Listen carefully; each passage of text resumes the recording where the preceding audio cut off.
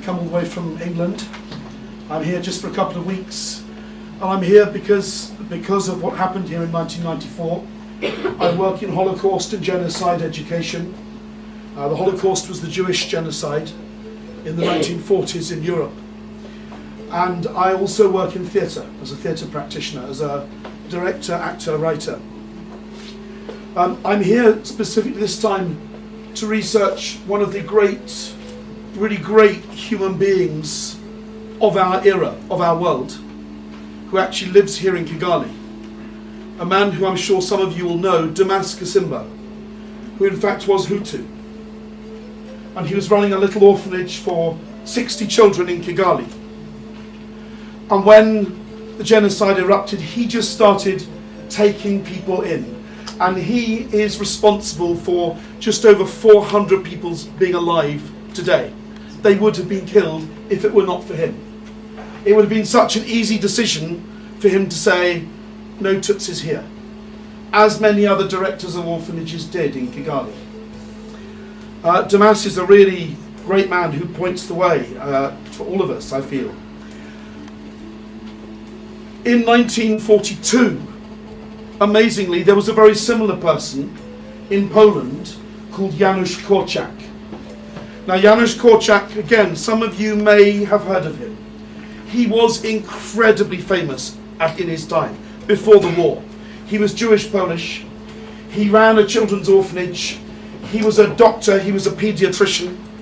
He was a writer. As a writer, he was as famous as J.K. Rowling is today. He wrote classic books in Polish for children, but also he wrote books for adults on how to bring up children. And he also he had a document in his orphanage saying the rights of the child. And the UNICEF International Convention on the Rights of the Child is based on his writings. So he was hugely important. When the Second World War started, as many of you will know, the Nazi government invaded Poland and they targeted Jewish people throughout Europe, wherever they occupied. And in Poland, they established what we call ghettos. So they took a small part of the city and they moved out the people who lived there, and they brought in a large number of Jews, often 5 or 6 times the number of people who were living there. So in a room, in a house, you would have at least one family living in one room in each house. It was incredibly cramped. And Janusz Korczak was forced to move his 200 children into the ghetto. And he managed to find a school that he could take over, and he then had the job of trying to keep them alive. And he was out every day begging for food on the streets for them. He kept a diary during that time. He kept stories going, he kept classes going in the orphanage. He kept things going as normally as he could for children. Now, the outcome of this story is not as happy as it was for Damas Kasimba. Because on the 5th of August 1942, the SS arrived at the orphanage that morning. They ordered him out. In fact, that day they took 4,000 children to their deaths. And he was ordered out with his children, and eyewitness accounts tell of this march, and whatever he'd said to them, however he'd prepared them for what was going to happen, was just unbelievable, because the children put so much trust in him. They followed him, they were singing, they each took a special possession, and they were taken to a place called, an awful place called the Umschlagplatz, which was a square, where they had to wait to be loaded onto trains like cattle. And from there they were taken to the death camp of Treblinka, where they were gassed. The last thing we hear of Janusz Korczak is him getting onto the carriage with his children.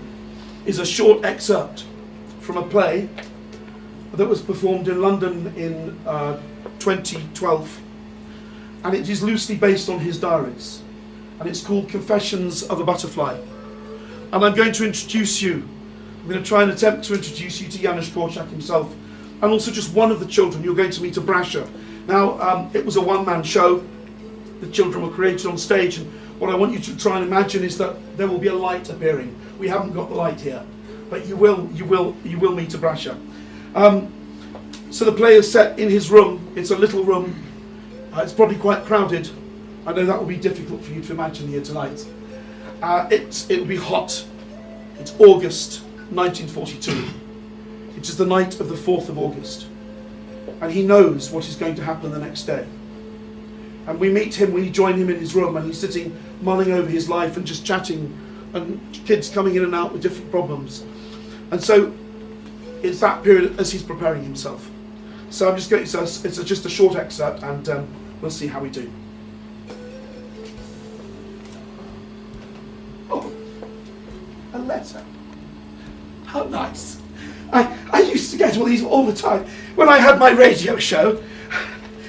And every Friday night, 8:30 on national radio, people used to write to me from all over Poland, adults as well as children, a whole range of problems and issues.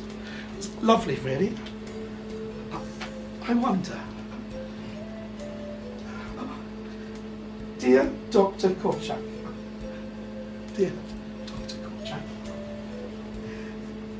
we have prepared a hiding place for you. We have prepared. Are you suggesting what I think you're suggesting? That I should abandon the orphanage and desert the children? You can bring a few of the children with you. A few of them. This gets worse. Just how do you propose that I should choose which ones? Oh, you haven't thought of that, huh? What kind of a person do you take me for? I am responsible for all of these children. And if you think that I'm going to bail out on them and Madam Steph and the others just for a moment, I am their father. You think I'm going to abandon the children? I'm utterly speechless. Does a parent abandon its sick child in the middle of the night? Oh, I know my ideas are important, but you have my whole canon of published books. I am their father. No, no, no, no, no, no. I can't believe that you even suggest such a thing. Now go away and leave us alone. Go and look after yourselves. Oh.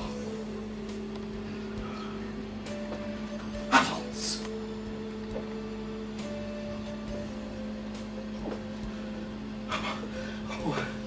Oh, Brasha. Oh, hello. And how are you this evening? Are you going to play for us, huh? No. Oh, are you going to say anything? Oh, well, that's all right. No, you don't need to. No. But look, Helinka here, she's sitting right here. Do you see, look, she's put down her sewing and she's smiling. I think Helinka would be delighted if you were to go play something. What do you say, Helinka? Yes. Yes.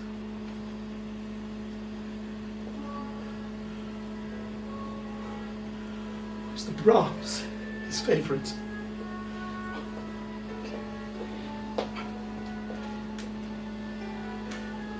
He's very good. All the children here actually think he was born holding a violin when he came into the world, but I told them I think that would have been rather difficult.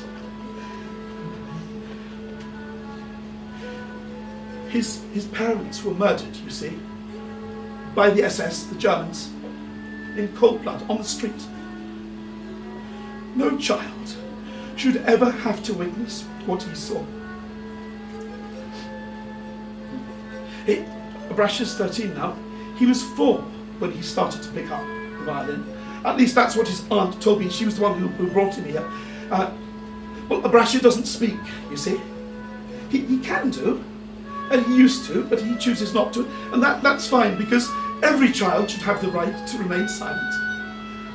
Oh, when he saw his parents, when he saw what he saw, he stopped speaking and stopped playing the violin.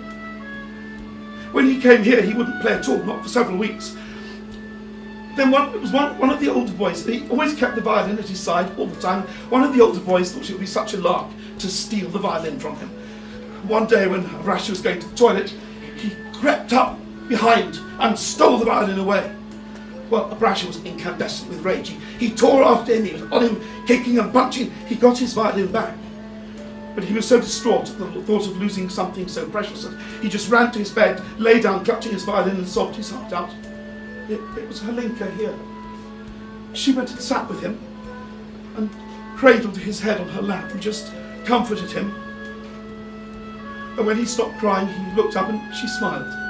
But you know, he took out his violin and started to play it.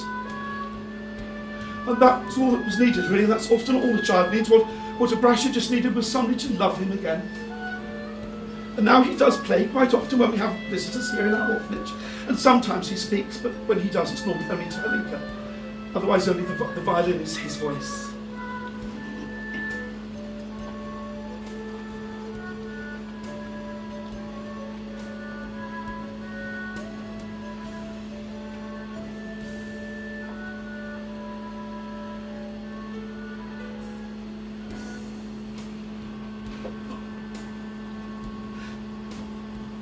Bravo, Abrasha, bravo. Thank you. Thank you so much indeed. Thank you. Now, why don't you go and get yourself ready for bed? And if all the rest of you go and get yourselves ready for bed, and yes, you too, Helinka, and then we'll come back and we'll have a children's story. If you get through. Thank you, Abrasha. Imagine seeing that when you're only 13 years old.